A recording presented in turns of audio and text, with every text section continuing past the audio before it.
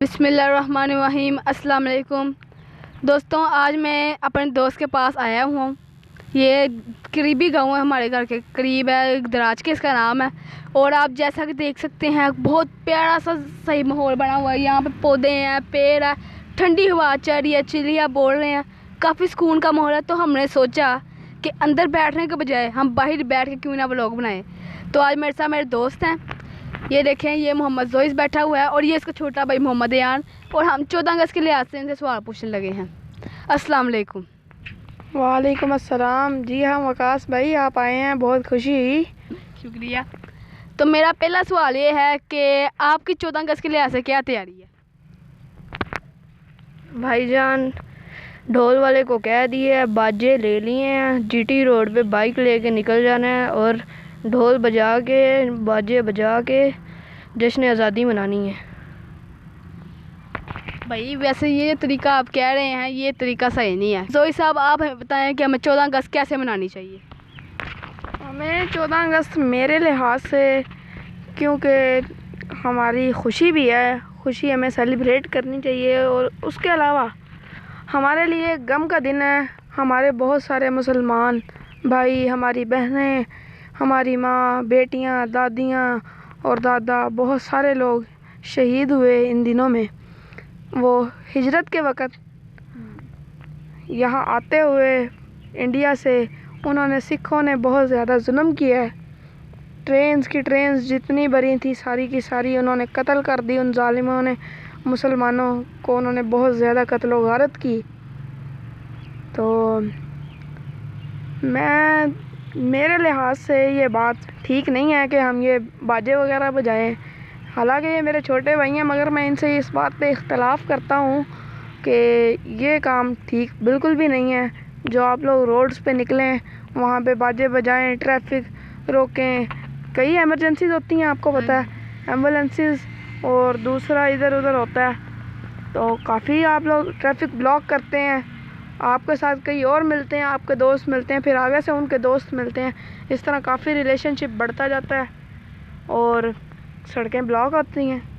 پھر اس کے بعد بہت سارے حادثات پیش آتے ہیں اور ہم سوچ بھی نہیں سکتے۔ جیسا کہ میرے دادا ابو بتاتے تھے کہ میں روزہ رکھا ہوا تھا اور گیا، میں اپنے کھیتوں میں کام کر رہا تھا، کیونکہ وہ پہلے سے ذمہ دار تھے وہاں پہ، تو کام وغیرہ کر رہے تھے، تو پیچھے سے ان کے بڑے بھائی آئے ہیں، انہوں نے کہا آپ یہاں پہ کیا کر رہے ہو؟ سارا تو گاؤں چلا گیا۔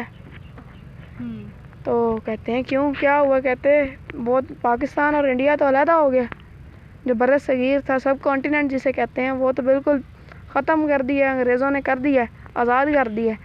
تو وہ کہتے ہیں کہ پھر اس کے بعد ہم وہاں سے، ہم نے دیکھا ہمارے پاس 4 ٹانگے تھے، کوئی ٹانگا نہیں، افراتفری میں لوگ لے گئے، پھر ایک ساتھ گھر تھا، ان کا ٹانگا کھڑا ہوا تھا، ایک ان کا ہم نے ٹانگا لیا، سامان وغیرہ وہیں چھوڑ گئے، ہمیں تو یہ تھا 1 مہینے بعد آ جائیں گے۔ کہتے پھر اس کے بعد ہم ایک سکھ کے گھر رہے، وہ بہت اچھا دوست تھا۔ پھر اس کے بعد ایک سکھوں نے اس کے اوپر کافی زیادہ زور ڈال دیا، وہ دوڑ گئے وہاں سے، انہوں نے کہا کہ بھائی آپ جا سکتے ہو۔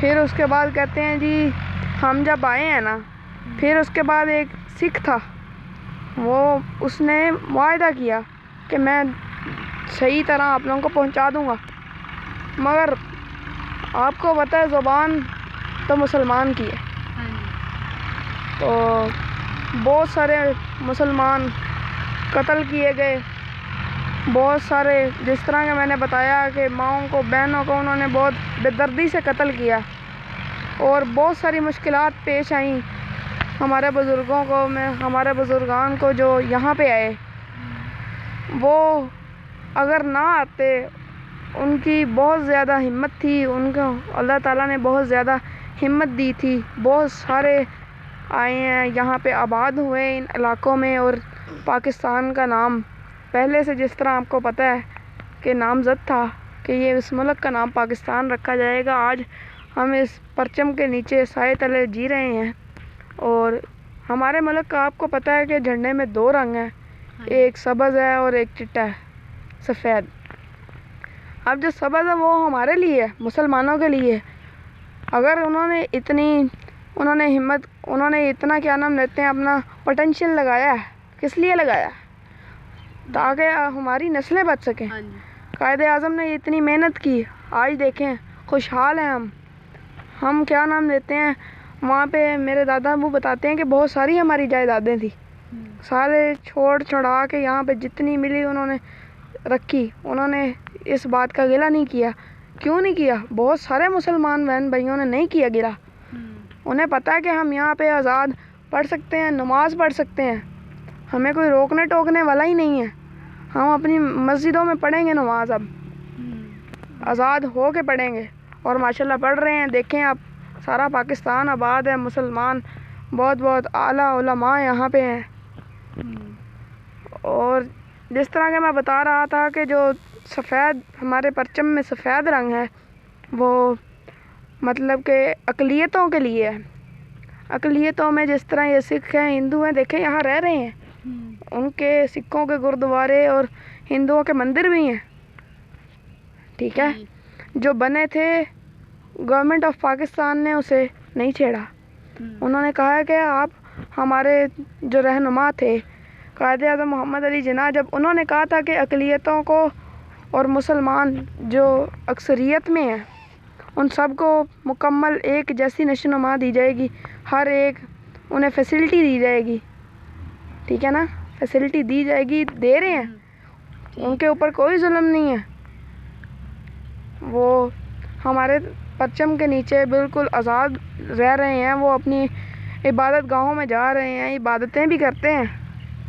وہ ان کا قول و فعل ہے جو انہوں نے کیا تھا ہمارے ساتھ، مگر پاکستان ہمارے رہنما عقل مند تھے جنہوں نے انہیں واپس اس طرح کوئی قتل و غارت کا سین نہیں کریٹ کیا۔ تو کافی لمبی بحث ہو گئی ہے، اب آپ اگلا کویسچن شروع کریں۔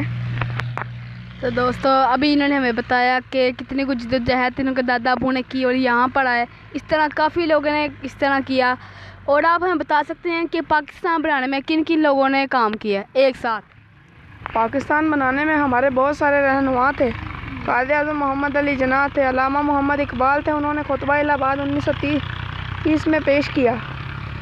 قرارداد پاکستان لاہور میں پیش کی گئی، اس میں بہت سارے ہمارے علماء تھے، انہوں نے بھی، سید احمد خان، انہوں نے 19ویں صدی میں کہہ دیا، ٹھیک ہے، انہوں نے کہا کہ مسلمان اور ہندو الگ الگ قومیں ہیں، یہ ایک دوسرے میں جذب نہیں ہو سکتے۔ لیاقت علی خان تھے، انہوں نے بھی یہی کہا تھا، انہوں نے بھی کہا تھا کہ جذب نہیں ہو سکتے، کافی صدیاں ہو گئی ہیں اکٹھے رہتے ہوئے، یہ نہیں مل سکتے۔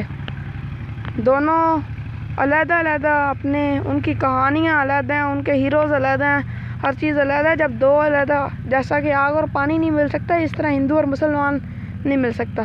ہاں جی، تو جس طرح کہ میں نے آپ سب کو بہت سارا کچھ بتا دیا، ہم نے اکٹھے ہم نے بیٹھ کے مل جل کے باتیں بھی کر لیں، بہت زیادہ 14 اگست کے بارے میں بھی، اپنے بزرگان کے بارے میں بھی باتیں کر لیں۔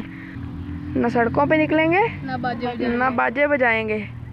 ہم مسلمان ہیں، ہم مسجدوں میں جائیں گے اور نماز پڑھیں گے۔ اب آپ بھی اس بات کا وعدہ کرتے ہیں؟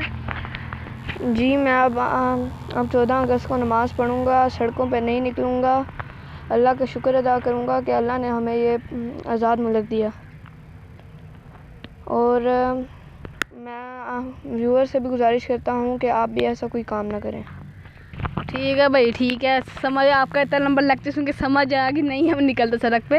میں کبھی سڑک پہ نکلا ہوں لیکن ویلنگ کبھی نہیں کی، اللہ کا شکر، نہ کبھی ویلنگ کی، نہ کبھی کروں گا، نہ کبھی آنی ہے مجھے۔